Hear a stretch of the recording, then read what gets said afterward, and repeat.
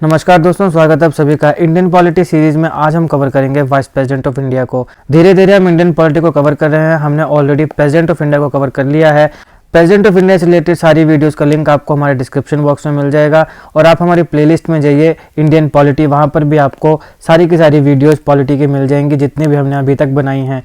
तो चलिए आज हम इस वीडियो में बात करते हैं वाइस प्रेसिडेंट ऑफ इंडिया की। तो सबसे पहले हम जब वाइस प्रेसिडेंट ऑफ इंडिया की बात करते हैं तो ध्यान रखिएगा कि इंडियन कॉन्स्टिट्यूशन में आर्टिकल 63 है जो बात करता है कि भारत में एक वाइस प्रेसिडेंट होना चाहिए। Vice president of India second highest office है हमारे कंट्री में। फर्स्ट हाईएस्ट ऑफिस है प्रेसिडेंट ऑफ इंडिया का, सेकंड हाईएस्ट ऑफिस है वाइस प्रेसिडेंट का। इंडिया का जो वाइस प्रेसिडेंट का ऑफिस है ये मॉडल्ड है on the lines of American vice president. तो यूनाइटेड स्टेट्स ऑफ अमेरिका में वाइस प्रेसिडेंट है तो उसी की लाइन पर, उसी की तर्ज पर हमारे भारत में भी वाइस प्रेसिडेंट ऑफ इंडिया का ऑफिस है। अब अगर हम बात करें इलेक्शन की कि vice president of India elect कैसे होगा, तो देखिए सबसे पहले बात आती है आर्टिकल 66 की। ये आपने ध्यान रखना है कि इलेक्शन की बात कहाँ पे की गई है। तो election of vice president of India की बात आर्टिकल 66 में कही गई है। फिर आता है एक इंपॉर्टेंट आर्टिकल, आर्टिकल 68, जो बात करता है time of holding elections to fill the vacancy in the office of vice president and the term of office of person elected to fill casual vacancy. की जो टर्म्स हैं, जो कंडीशंस हैं वो क्या हैं, जिस आधार पे अगर वाइस प्रेसिडेंट ऑफ इंडिया के ऑफिस में वैकेंसी आती है तो उसको फिल किया जाएगा। ये बात करता है आर्टिकल 68। एक इंपॉर्टेंट आर्टिकल आता है आर्टिकल 71 जो बात करता है मैटर्स रिलेटेड टू और connected with the election of vice president. तो इलेक्शन ऑफ वाइस प्रेसिडेंट से रिलेटेड जितने भी मैटर्स हैं उन सारों की बात कौन सा आर्टिकल करता है, आर्टिकल 71 करता है। अब हम विस्तार से बात करते हैं कि इलेक्शन वाइस प्रेसिडेंट के होते कैसे हैं। देखिए वाइस प्रेसिडेंट ऑफ इंडिया के इलेक्शन भी प्रेसिडेंट ऑफ इंडिया के इलेक्शंस की तरह इनडायरेक्ट होते हैं। डायरेक्ट इलेक्शन हमारे एमएलएज और एमपीज के होते हैं जहाँ पे जनता डायरेक्टली एमएलएज को या फिर एमपीज को इलेक्ट करती है। मैंने आपको प्रेसिडेंट ऑफ इंडिया के इलेक्शन में भी बताया था कि जो प्रेसिडेंट ऑफ इंडिया का इलेक्शन है वो क्या होता है, इनडायरेक्ट इलेक्शन होता है। वहां पर एमएलए की अलग वोट वैल्यू निकलती है, एमपी की अलग वोट वैल्यू निकलती है और उस आधार पे फिर प्रेसिडेंट ऑफ इंडिया को इलेक्ट किया जाता है। लेकिन जब वाइस प्रेसिडेंट ऑफ इंडिया का इलेक्शन होगा तो वहां पर एमएलए को नहीं इंक्लूड किया जाएगा, वहां पे सिर्फ एमपी जो है उन्हें ही इंक्लूड किया जाता है। लेकिन ये भी कौन सा इलेक्शन होता है, इनडायरेक्ट इलेक्शन होता है। जनता डायरेक्टली ना तो प्रेसिडेंट ऑफ इंडिया को इलेक्ट करती है ना वाइस प्रेसिडेंट ऑफ इंडिया को इलेक्ट करती है। अब इस बात का क्रिटिसिज्म भी था, जिस क्रिटिसिज्म को हमने प्रेसिडेंट ऑफ इंडिया के इलेक्शन में कवर किया था। क्या तर्क दिए गए कि क्यों प्रेसिडेंट ऑफ इंडिया का इलेक्शन डायरेक्ट इलेक्शन नहीं है, इनडायरेक्ट इलेक्शन है। तो वो सब चीजें आपको प्रेसिडेंट ऑफ इंडिया की वीडियोस में मिल जाएंगी जिनका लिंक डिस्क्रिप्शन में है और प्लेलिस्ट जो है वो आपको हमारे चैनल पे मिल जाएगी, इंडियन पॉलिटी। अब यहाँ पे जब हम वाइस प्रेसिडेंट ऑफ इंडिया के इलेक्शन की बात करते हैं तो पहली बात तो इनडायरेक्ट है। दूसरी बात कि इसमें members of both houses of parliament participate करते हैं। बोथ हाउसेज, आपको पता है पार्लियामेंट के दो हाउस होते हैं, लोकसभा और राज्यसभा। तो राज्यसभा और लोकसभा के ध्यान रखिएगा members of both houses of parliament, Rajya Sabha और लोकसभा के जितने भी मेंबर्स हैं, यहाँ पे बात सारे के सारे मेंबर्स की हो रही है। प्रेसिडेंट ऑफ इंडिया के इलेक्शन में हमने देखा था कि सिर्फ इलेक्टेड मेंबर्स ही इलेक्टोरल कोलाज का पार्ट बन रहे थे। यहाँ पे इलेक्टेड प्लस नॉमिनेटेड दोनों थे। लेकिन हमने प्रेसिडेंट ऑफ इंडिया के रिमूवल में देखा था कि वहां पर इलेक्टेड और नॉमिनेटेड दोनों वोट दे रहे थे लेकिन इलेक्शंस में वोट नहीं दे रहे थे। तो मैंने प्रेसिडेंट ऑफ इंडिया के इलेक्शन भी कवर कर दिए हैं और इम्पीचमेंट भी कवर करी है जहाँ पे हमने ऑलरेडी इन चीज़ों को देख लिया है। यहाँ पे लेकिन जो बात होगी वो होगी सारे के सारे हाउस ऑफ पार्लियामेंट के मेंबर्स की।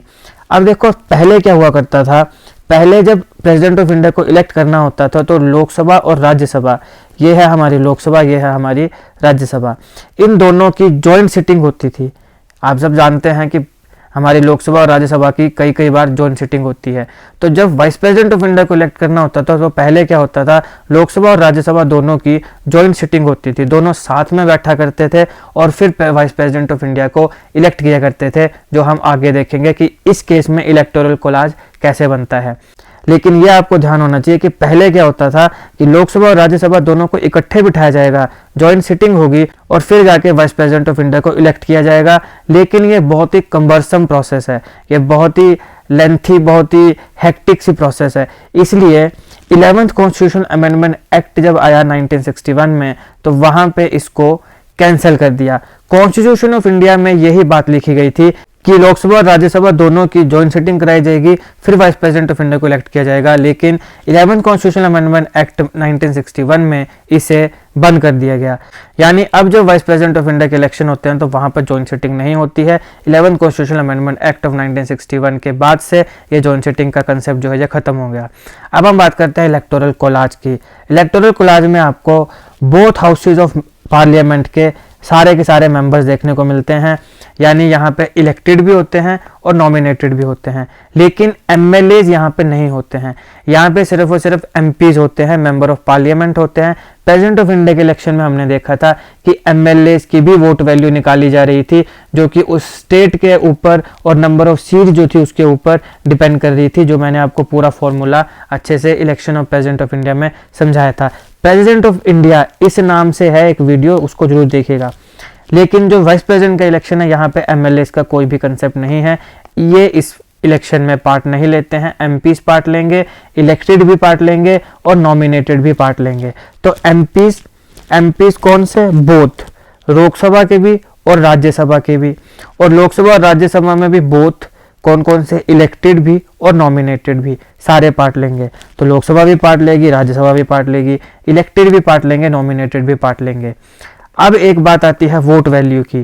प्रेसिडेंट ऑफ इंडिया के इलेक्शन में हमने देखा था कि एमएलए की अलग वोट वैल्यू थी, एमपी की अलग वोट वैल्यू थी, और जो एमएलए की वोट वैल्यू थी वो अलग हो रही थी, और इवन हर स्टेट के एमएलए की भी अलग निकल रही थी, और एमपी की वोट वैल्यू एमएलए से अलग निकल रही थी, जिसको हम ऑलरेडी अच्छे से कवर कर चुके हैं। लेकिन ध्यान रखिएगा, जब बात आती है वाइस प्रेसिडेंट ऑफ इंडिया के इलेक्शन की, तो वहां पर सारे के सारे एमपीज की वोट वैल्यू 1 मानी जाती है। वहां पर जो हमारे एमएलए थे उनकी अलग थी, एमपीज की अलग थी। देखो बार बार मैं इसलिए कह रहा हूँ ताकि वो कंपैरिजन जो है वो आपको समझ में आ जाए। जो प्रेसिडेंट ऑफ इंडिया का इलेक्शन है वो थोड़ा सा कम्बरसम है, वो थोड़ा सा टफ है। वाइस प्रेसिडेंट ऑफ इंडिया का इलेक्शन बहुत ही सिंपल है, ठीक है। इसमें एमएलए का कोई झंझट नहीं है, सिर्फ एमपी हैं, और सारे के सारे एमपीज की वोट वैल्यू क्या है? 1 है। अब जो प्रेसिडेंट और वाइस प्रेसिडेंट के इलेक्शंस हैं, इनमें हम सिमिलैरिटीज को देखते हैं। सबसे पहले सिमिलैरिटी आती है system of proportional representation bye means of single transferable vote and the voting is done by secret ballot. Proportional representation को भी हम ऑलरेडी कवर कर चुके हैं प्रेसिडेंट ऑफ इंडिया की वीडियो में, वो आप जरूर देखिएगा। फिर आते सिंगल ट्रांसफरेबल वोट, इसको मैंने एक अलग वीडियो में अच्छे से कवर किया है एग्जाम्पल और एनिमेशन के साथ कि सिंगल ट्रांसफरेबल वोट में कैसे वोट को गिना जाता है। अपने आप में ये एक बहुत बड़ा टॉपिक है, तो इसलिए मैंने इसको एक अलग वीडियो में कवर किया था, ताकि प्रेसिडेंट और वाइस प्रेसिडेंट के जब इलेक्शंस को मैं कवर कराऊंगा तब मेरे को कवर ना कराना पड़े, क्योंकि फिर वो कंफ्यूजन हो जाती है। तो इसलिए मैंने इसको अलग कवर किया था। और फिर यहाँ पे सीक्रेट बैलेट का यूज़ होता है। अब यहाँ सीक्रेट बैलेट का यूज़ होता है, तो मैंने प्रेसिडेंट ऑफ इंडिया के जो इलेक्शंस थे उसमें भी मैंने आपको बताया था कि सीक्रेट बैलेट का मतलब ये हुआ कि यहाँ पे किसी को पता नहीं चल रहा है कि कौन किसको वोट दे रहा है। तो यहाँ पर किसी के ऊपर भी एंटी डिफेक्शन लॉ नहीं लगेगा, क्योंकि किसी को पता ही नहीं है, ठीक है। और एंटी डिफेक्शन लॉ को भी हमने ऑलरेडी एक अलग वीडियो में कवर किया है। तो ये थी सिमिलैरिटी। अब हम बात करते हैं डिफरेंसेस की। देखिए प्रेसिडेंट और वाइस प्रेसिडेंट के इलेक्शंस की जब बात होती है तो उसमें सबसे बड़ा डिफरेंस जो है वो आता है जब हम बात करते हैं इलेक्टोरल कोलाज की, क्योंकि प्रेसिडेंट ऑफ इंडिया में सिर्फ इलेक्टेड मेंबर्स पार्ट लेंगे, वाइस प्रेसिडेंट ऑफ इंडिया में इलेक्टेड भी लेंगे, नॉमिनेटेड भी लेंगे, जो आपके पास एमपीज हैं। इसके साथ साथ जो प्रेसिडेंट का इलेक्टोरल कोलाज होगा उसमें स्टेट्स के एमएलएज और MLAs of union territory of Delhi and Puducherry ये भी हिस्सा लेते हैं, लेकिन वाइस प्रेसिडेंट के इलेक्शन में कोई भी एमएलए हिस्सा नहीं लेता है। तो यही मुख्य डिफरेंसेस हैं प्रेसिडेंट और वाइस प्रेसिडेंट ऑफ इंडिया के इलेक्शंस में। अब अगर हम प्रेसिडेंट और वाइस प्रेसिडेंट ऑफ इंडिया का कंपैरिजन करें तो प्रेसिडेंट जो है वो हेड ऑफ द स्टेट है, लेकिन जो वाइस प्रेसिडेंट है वो चेयरमैन है काउंसिल ऑफ स्टेट्स का। प्रेसिडेंट ऑफ इंडिया के पास एडमिनिस्ट्रेशन है सेंटर और स्टेट दोनों की, लेकिन काफ़ी रेयर ओकेशन होती हैं कि टेम्परेरी पीरियड के लिए वाइस प्रेसिडेंट जो है वो प्रेसिडेंट बन जाए। अब मान लीजिए कि वाइस प्रेसिडेंट ऑफ इंडिया के इलेक्शन में कोई ना कोई डिस्प्यूट निकला है, तो उस डिस्प्यूट को इंक्वायर और उसके ऊपर अपना डिसीजन कौन देगा? तो सुप्रीम कोर्ट ऑफ इंडिया देगा। तो प्रेसिडेंट ऑफ इंडिया के इलेक्शन डिस्प्यूट अगर होते हैं तो उनको भी इंक्वायर और डिसाइड कौन करता है? Supreme court. और वाइस प्रेसिडेंट ऑफ इंडिया के इलेक्शन डिस्प्यूट को भी इंक्वायर और डिसाइड कौन करता है? हमारा सुप्रीम कोर्ट। अगर मान लो कि वाइस प्रेसिडेंट के इलेक्शन को सुप्रीम कोर्ट वॉइड डिक्लेयर कर दे, ठीक है, किसी भी कारण से वाइस प्रेसिडेंट ऑफ इंडिया के इलेक्शन को वॉइड डिक्लेयर कर दे, तो जब सुप्रीम कोर्ट ने उसके इलेक्शंस को वॉइड डिक्लेयर किया तो उस समय तक वाइस प्रेसिडेंट बनने से लेके तो उस पॉइंट ऑफ टाइम तक जब सुप्रीम कोर्ट बोलेगा कि ये जो है ये वॉइड है इलेक्शन, उस टाइम के बीच में अगर वाइस प्रेसिडेंट ऑफ इंडिया ने कोई भी डिसीजन लिया होगा, कुछ भी चीज़ों को डिक्लेयर किया होगा, तो उन चीज़ों को, उन डिसीजंस को कभी भी इनवैलिडेट नहीं किया जाता है, वो फोर्स में रहते ही रहते हैं। जैसे एग्जांपल के तौर पे मान लीजिए कि इंडिया में जनवरी में कोई नया आपके पास वाइस प्रेसिडेंट बनता है और अप्रैल आते आते सुप्रीम कोर्ट जो है वो उसके इलेक्शन को वॉइड डिक्लेयर कर देता है। तो जनवरी से मार्च या अप्रैल के उस तारीख जब तक सुप्रीम कोर्ट, मान लो कि 23 तारीख जो है अप्रैल की, उस तारीख को सुप्रीम कोर्ट ने कहा इसके जो इलेक्शंस हैं ये क्या हैं, वॉइड हैं। तो जनवरी से लेके तो अप्रैल के उस तारीख तक, जिस तारीख में सुप्रीम कोर्ट ने उसको वॉइड डिक्लेयर किया, तब तक वाइस प्रेसिडेंट ऑफ इंडिया ने कोई भी डिसीजन लिया होगा तो उसको इनवैलिडेट नहीं किया जाएगा, वो फोर्स में रहेगा। क्योंकि देखो वाइस प्रेसिडेंट है क्या, एक्स ऑफिशियो चेयरमैन ही तो है राज्यसभा का। तो वाइस प्रेसिडेंट का भी ऐसा कोई बड़ा डिसीजन भी नहीं लेगा जिसको हमें ख़त्म करना पड़े या जिसको हमें रोकना पड़े, ठीक है। तो इसलिए अगर supreme court vice president of India के इलेक्शन को वॉइड डिक्लेयर कर दे तो उस बीच में जितने भी डिसीजन वाइस प्रेसिडेंट ने लिए होंगे उसको इनवैलिडेट नहीं किया जाता है। अब बात करते हैं वाइस प्रेसिडेंट ऑफ इंडिया के लिए क्वालिफिकेशन क्या है, एक व्यक्ति में क्या क्या क्वालिफिकेशंस होनी चाहिए कि उसको वाइस प्रेसिडेंट ऑफ इंडिया बनाया जाएगा। तो सबसे पहले क्वालिफिकेशन तो यही है कि वो भारत का नागरिक होना चाहिए, सिटीजन ऑफ इंडिया होना चाहिए, उसकी उम्र 35 ईयर्स ऑफ एज वो कंप्लीट हो जानी चाहिए, यानी 35 साल से ऊपर होनी चाहिए। और राज्यसभा के मेंबर बनने के लिए जो इलेक्शंस होते हैं उनको क्वालिफाई करने के लिए वो एलिजिबल होना चाहिए, यानी he should be qualified for election as a member of the Rajya Sabha. इसके साथ साथ उसके पास कोई भी ऑफिस ऑफ प्रॉफिट नहीं होना चाहिए। Office of profit under union government, any state government, any local authority और बाकी जो भी पब्लिक अथॉरिटी हैं उनके अंडर भी कोई ऑफिस ऑफ प्रॉफिट नहीं होना चाहिए। प्रेसिडेंट ऑफ इंडिया की भी यही क्वालिफिकेशन होती हैं और वहाँ पर भी हमने डिस्कस किया था office of profit. Office of profit का मतलब होता है कि कोई कहीं से भी उसको गवर्नमेंट से पैसे नहीं आने चाहिए। उसको गवर्नमेंट से अगर किसी भी रूप में पैसे आ रहे हैं तो मतलब वो उसका ऑफिस ऑफ प्रॉफिट हुआ। तो कहीं से गवर्नमेंट से पैसे नहीं आ रहे हैं तो मतलब उसके पास ऑफिस ऑफ प्रॉफिट नहीं है। तो ऐसे किसी भी व्यक्ति के पास ऑफिस ऑफ प्रॉफिट नहीं होना चाहिए। अब हम बात करते हैं कंडीशन ऑफ ऑफिस की। तो देखो, he should not be A member of either house of parliament और हाउस ऑफ स्टेट लेजिस्लेचर। वो ईदर हाउस ऑफ पार्लियामेंट यानी लोकसभा और राज्यसभा दोनों में से किसी का मेंबर नहीं होना चाहिए। किसी स्टेट लेजिस्लेचर का मेंबर वो नहीं होना चाहिए। अगर वो ऐसा होता है तो फिर उसको वाइस प्रेसिडेंट बनने से पहले enter upon in office as vice president, उस तारीख से पहले उसे वो जो सीट है उसे वेकेट करना पड़ेगा। इसके साथ साथ उसके पास कोई ऑफिस ऑफ प्रॉफिट नहीं होना चाहिए, जो हमने ऑलरेडी देखा। अब हम बात करते हैं टेन्योर की। तो टेन्योर क्या होता है, 5 ईयर्स का होता है from the date on which he enters upon his office. तो ये उस डेट से 5 साल जो हैं वो देखे जाते हैं। तो मैंने प्रेसिडेंट ऑफ इंडिया की वीडियो में भी आपको समझाया था कि इसका मतलब क्या हुआ। इसका मतलब ये हुआ कि मान लो जैसे 2020 में आपके पास एक MP इलेक्ट होता है, एक vice president of India elect होता है, तो ये दोनों 5 साल रहने चाहिए, यानी 2025 तक ये रहने चाहिए। लेकिन मान लीजिए कुछ ऐसा हो गया कि 2023 में आके एक MP की डेथ होगी, वाइस प्रेसिडेंट ऑफ इंडिया की भी डेथ होगी, तो अब 2023 में नया MP आएगा और नया वाइस प्रेसिडेंट इलेक्ट होके आएगा। लेकिन जो MP इलेक्ट होके आएगा वो 2025 तक ही MP रहेगा, क्योंकि 2020 से लेकर 2025 तक की वो लोकसभा का टेन्योर है। तो जब 23 में अगर कोई MP आया तो ऐसा नहीं कि वो अगले 5 साल तक रहेगा, नहीं, वो 25 तक ही रहेगा। लेकिन 23 में अगर बीच में वाइस प्रेसिडेंट आता है तो फिर वो पूरा का पूरा 5 साल रहेगा, यानी वो 2028 तक रहेगा।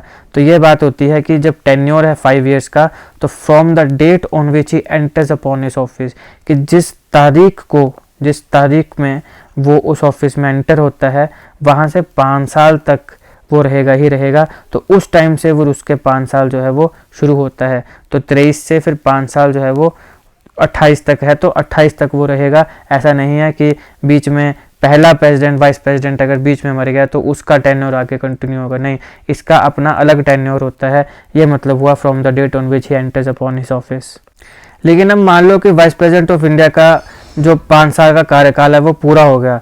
अब इसके कार्यकाल पूरे होने से पहले इलेक्शंस हो जाने चाहिए, लेकिन अगर कुछ कारणों से इलेक्शन नहीं होता है तो यही वाइस प्रेसिडेंट जो है ये आगे अपना काम कंटिन्यू करेगा जब तक नया vice president of India elect होके ना आ जाता है।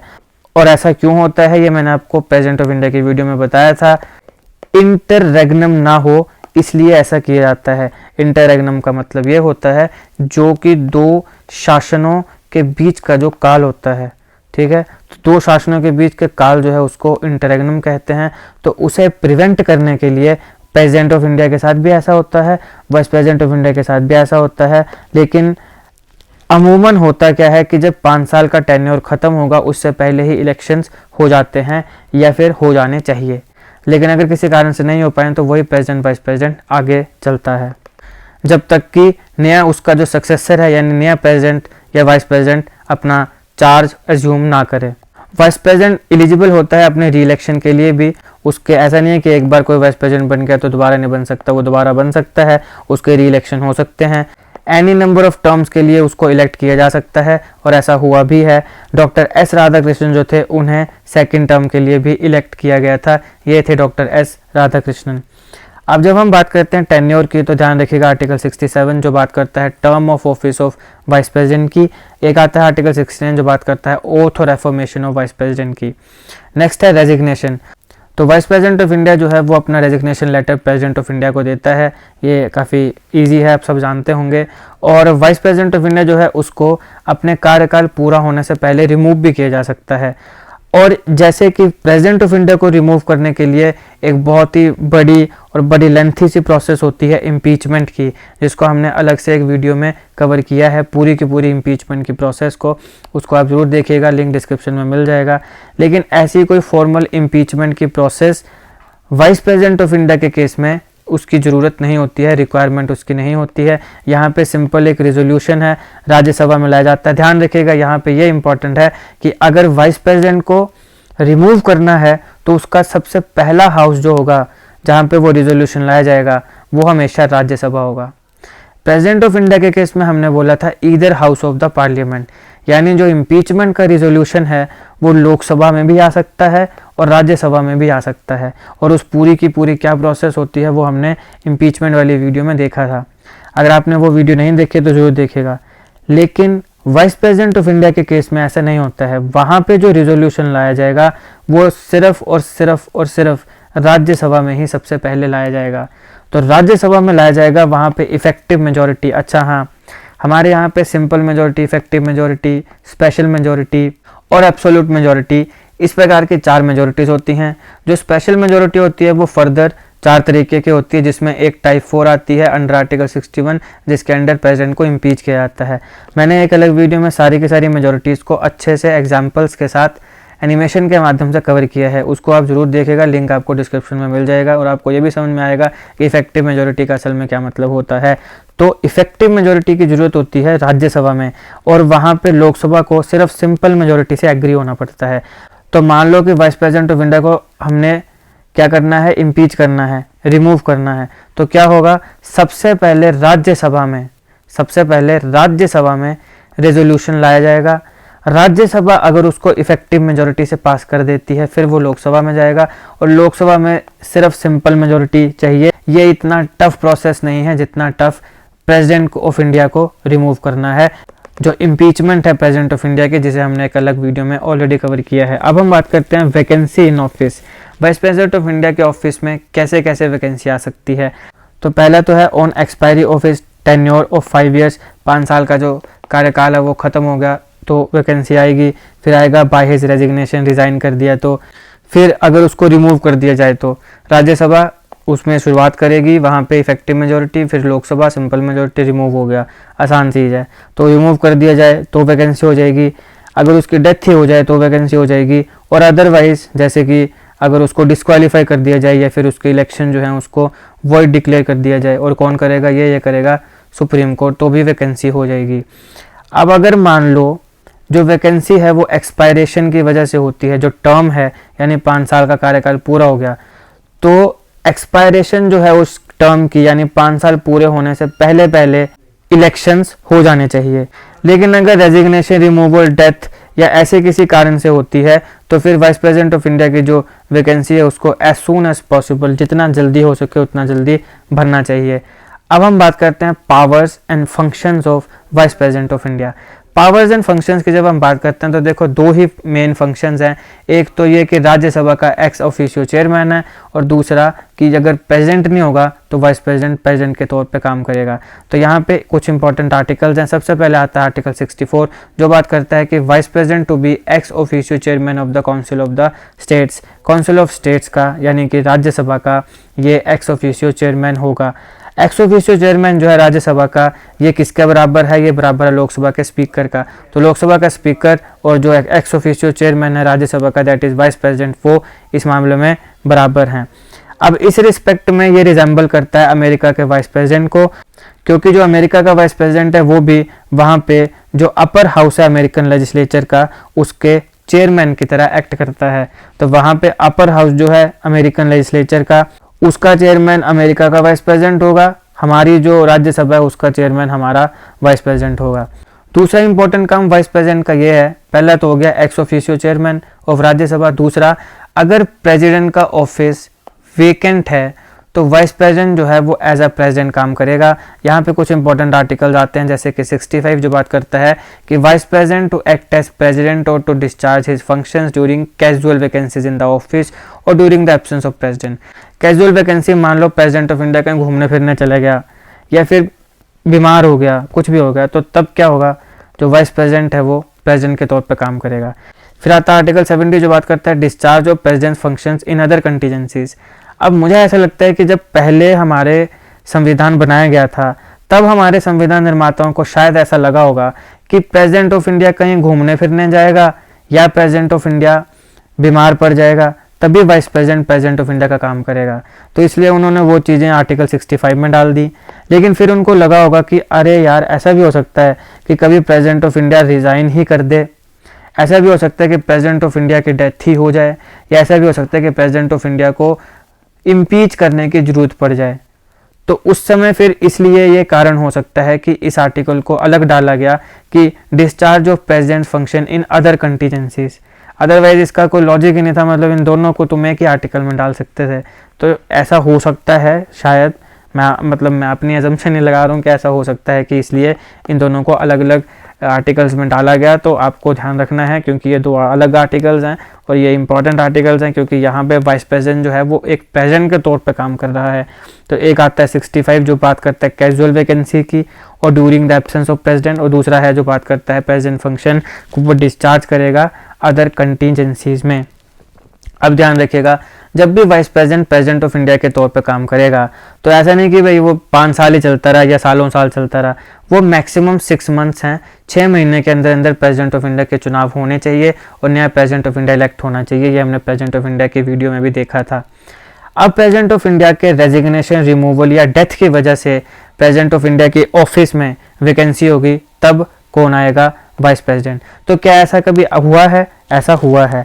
हमारे doctor Zakir Hussain president of India थे, जब इनकी डेथ हुई थी तब हमारे वाइस प्रेसिडेंट वीवी गिरी साहब ने प्रेसिडेंट के तौर पे अपना जो काम है वो किया था।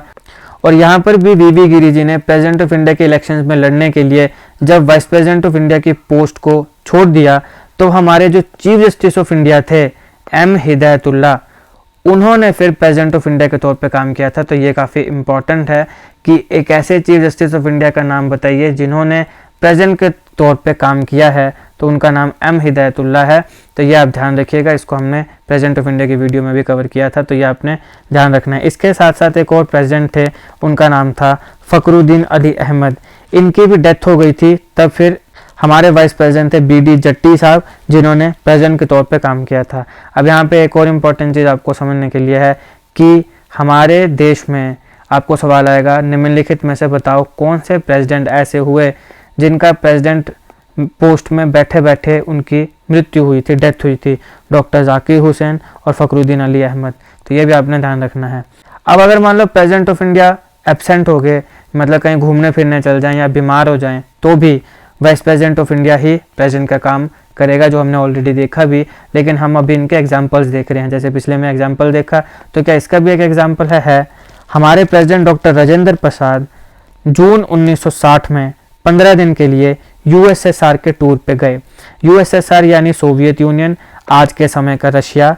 यूएसएसआर के ऊपर जितने भी सारे इंपॉर्टेंट एमसीक्यूज हैं वो हमने ऑलरेडी एक अलग वीडियो में कवर किए हैं, उस वीडियो को आप ज़रूर देखिएगा, क्योंकि अभी आप जैसे जानते हैं कि रशिया और यूक्रेन के बीच में काफ़ी भयानक युद्ध चल रहा है और अभी भी ये युद्ध ख़त्म नहीं हुआ है जब मैं ये वीडियो बना रहा हूँ आज के टाइम।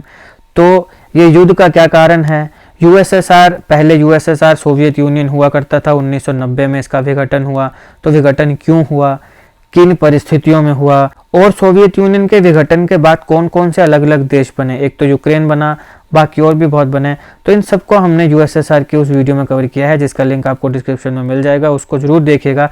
काफ़ी इंपॉर्टेंट है और आपको काफ़ी अच्छे से अंडरस्टैंडिंग होगी रशिया के और यूक्रेन के वॉर की भी, और जो हिस्ट्री रही है हमारे यूएसएसआर और रशिया की, उसकी भी काफ़ी आपको जानकारी मिलेगी। लेनिन स्टालिन से रिलेटेड सारे इंपॉर्टेंट क्वेश्चंस उस वीडियो में कवर हैं। तो जून 1960 में जब 15 दिन के लिए डॉक्टर राजेंद्र प्रसाद यूएसएसआर के टूर में गए थे, तब हमारे जो वाइस प्रेसिडेंट थे डॉक्टर एस राधाकृष्णन, जो कि हमारे वो वाइस प्रेसिडेंट भी हैं जो 2 बार इलेक्ट हुए थे, जो हमने पिछली स्लाइड्स में देखा था, उन्होंने प्रेसिडेंट के तौर पे अपना काम किया था। इसके बाद जुलाई 1960 में एक बार फिर डॉक्टर राजेंद्र प्रसाद बीमार हो गए, इल हो गए, तब भी डॉक्टर एस राधाकृष्णन जी ने प्रेसिडेंट के तौर पे अपना काम किया था। तो ये 2 इसके एक एग्जाम्पल्स हैं। अब ध्यान रखिएगा, वाइस प्रेसिडेंट ऑफ इंडिया जब भी प्रेसिडेंट ऑफ इंडिया का काम करेगा तो वो जो एक्स ऑफिशियो चेयरमैन है राज्यसभा का, वो काम नहीं करेगा। यानी चेयरमैन ऑफ राज्यसभा की ड्यूटीज़ को वो परफॉर्म नहीं करेगा जब वो प्रेसिडेंट के तौर पे काम करेगा। तो उन ड्यूटीज़ को कौन परफॉर्म करेगा? उन ड्यूटीज़ को जो राज्यसभा का डिप्टी चेयरमैन होगा वो परफॉर्म करेगा। वाइस प्रेसिडेंट ऑफ इंडिया उस टाइम जब वो प्रेसिडेंट ऑफ इंडिया के तौर पर काम कर रहा है तो वो उस टाइम चेयरमैन ऑफ राज्यसभा की ड्यूटीज़ को परफॉर्म नहीं करेगा। इसके साथ एक इंपॉर्टेंट चीज़ ये है कि हमने बात करी वाइस प्रेसिडेंट ऑफ इंडिया का जो ऑफिस है वो modelled on the line of American vice president. लेकिन मान लो यूनाइटेड स्टेट्स ऑफ अमेरिका में प्रेसिडेंट ऑफ इंडिया की पोस्ट वेकेंट होती है, तो जो वाइस प्रेसिडेंट है वो अनएक्सपायर्ड टर्म के लिए प्रेसिडेंट बन सकता है। लेकिन इंडिया में ऐसा नहीं है। अमेरिका में जो वाइस प्रेसिडेंट है, अगर प्रेसिडेंट की पोस्ट वेकेंट है तो वाइस प्रेसिडेंट अनएक्सपायर्ड टर्म के लिए प्रेसिडेंट रह सकता है। लेकिन इंडिया में ऐसा बिल्कुल भी नहीं है। इंडिया में जो हमारा वाइस प्रेसिडेंट है वो अनएक्सपायर्ड टर्म तक के लिए प्रेसिडेंट नहीं रह सकता है। वो जो प्रेसिडेंट है वो सिर्फ एक एक्टिंग प्रेसिडेंट है। हमारा जो वाइस प्रेसिडेंट जब एज्यूम करेगा प्रेसिडेंट के चार्जेस को तो वो सिर्फ एक्टिंग प्रेसिडेंट है। यही एक कारण है कि भारत के जो वाइस प्रेसिडेंट है, तो कई स्कॉलर्स हमारे वाइस प्रेसिडेंट को हिज सुपरफ्लस हाईनेस कहते हैं। हिज सुपरफ्लस हाईनेस, सुपरफ्लस का एक्चुअल में मतलब होता है फालतू। तो हिज सुपरफ्लस हाईनेस के मतलब कई लोगों का मतलब क्रिटिसिज्म है कि ये फालतू सी चीज़ है, फालतू सी ऐसे ही एक पोस्ट तुमने बना दी है। कई लोग इसको क्रिटिसाइज करते हैं। लेकिन फिर इसका एक तो हो गया विपक्ष, लेकिन इसका एक पक्ष भी है। पक्ष इसका ये है कि इस ऑफिस को इसलिए बनाया गया था with a view to maintain the political continuity of the Indian state. Indian state, अब यहाँ पे स्टेट जो है वो स्टेट राज्य नहीं है, स्टेट मतलब देश। तो भारत देश में पॉलिटिकल कंटिन्यूटी को मेंटेन करने के लिए इंपॉर्टेंट है वाइस प्रेसिडेंट ऑफ इंडिया की पोस्ट। अब ये पॉलिटिकल कंटिन्यूटी का मतलब क्या हुआ? मान लीजिए हमारे देश में प्रेसिडेंट है, अब इस प्रेसिडेंट की डेथ होगी, अब विद इन 6 मंथ्स इसके चुनाव होने हैं, नया प्रेसिडेंट है और उसमें ऑब्वियस सी बात है कि काफ़ी समय लगेगा, कुछ समय तो प्रिपरेशन के लिए लगेगा, क्योंकि इतने ज़्यादा एमएलएज और एमपीज का वोट होगा तो टाइम लगेगा। अब उसके बीच में मान लो कोई इंटरनल डिस्टर्बेंस आ जाती है और गवर्नमेंट ऑफ इंडिया को इमरजेंसी लगाने पड़ गई। तो आप सब जानते हैं इमरजेंसी पावर्स ऑफ प्रेसिडेंट जो है उनको भी हमने एक अलग वीडियो में कवर किया है, आप उसको जरूर देखिएगा, लिंक डिस्क्रिप्शन में मिल जाएगा। तो इमरजेंसी तो कौन लगाएगा? प्रेसिडेंट ऑफ इंडिया ही लगाएगा। आप सब जानते हैं कि जो हमारी गवर्नमेंट ऑफ इंडिया है वो सारे के सारे जो एग्जीक्यूटिव डिसीजन है वो प्रेसिडेंट ऑफ इंडिया के नाम पे लेती है। तो इमरजेंसी लगाने की पावर तो एक्चुअल प्रेसिडेंट के पास है। तो इमरजेंसी कैसे लगेगी? क्योंकि हमारे जब संविधान निर्माताओं ने संविधान को बनाया तो उन्होंने वो सारी के सारे एस्पेक्ट्स को कंसीडर किया, तब जाके फिर इन सब प्रावधानों को रखा गया था। तो ये कारण है कि अगर आपसे कोई पूछे कि वाइस प्रेसिडेंट ऑफ इंडिया का जो पोस्ट है उसके खिलाफ कुछ बोलो, तो आप बोलोगे कि ये सुपरफ्लश हाइनेस है, कि मतलब ऐसे फालतू सी है, मतलब ये इसका क्रिटिसिज्म है। लेकिन अगर आपको इसके पक्ष में कुछ बोलना हो तो आप बोलोगे कि ये इम्पॉर्टेंट है पॉलिटिकल कंटिन्यूटी को मेंटेन करने के लिए इंडियन स्टेट में। अब अगर हम इमोलूमेंट्स की बात करें तो देखिए वाइस प्रेसिडेंट को उसके वाइस प्रेसिडेंट की कैपेसिटी में कोई ऐसे एज सच इमोलूमेंट्स नहीं मिलते हैं। कॉन्स्टिट्यूशन में ऐसा कहीं नहीं लिखा है कि उसको कुछ इमोलूमेंट्स मिले, ऐसा कुछ मिले, ऐसा कुछ नहीं है। वाइस प्रेसिडेंट ऑफ इंडिया को जो सैलरी मिलती है वो एक्स ऑफिशियो चेयरमैन जो है राज्यसभा का, उस कैपेसिटी में उसको सैलरी मिलती है। लेकिन उसके साथ साथ उसे डेली अलाउंस भी मिलते हैं, फ्री फर्निश्ड रेजिडेंस मिलता है, मेडिकल, ट्रैवल और बाकी फैसिलिटीज़ भी मिलती हैं। तो ये था वाइस प्रेसिडेंट ऑफ इंडिया। हम धीरे धीरे पूरी पॉलिटी को कवर करेंगे, तो आप हमारे चैनल को जरूर सब्सक्राइब करिएगा। बाकी जो मैंने आपको जितने भी वीडियोस बताई हैं उन सब का लिंक आपको डिस्क्रिप्शन में मिल जाएगा, उसको जरूर चेक करिएगा। और इसके साथ साथ हमारी प्लेलिस्ट को एक बार जरूर देखिएगा, वहाँ पर आपको सारी पॉलिटी की वीडियोज़ एक साथ मिल जाएंगी। तो ये था इस लेक्चर का एनालिसिस। आई होप आपकी वीडियो अच्छी लगी। अगर आपको अच्छी लगे तो लाइक करिएगा, शेयर करिएगा और ऐसे जीके वीडियोज़ के लिए चैनल को सब्सक्राइब करिएगा। Thank you for watching.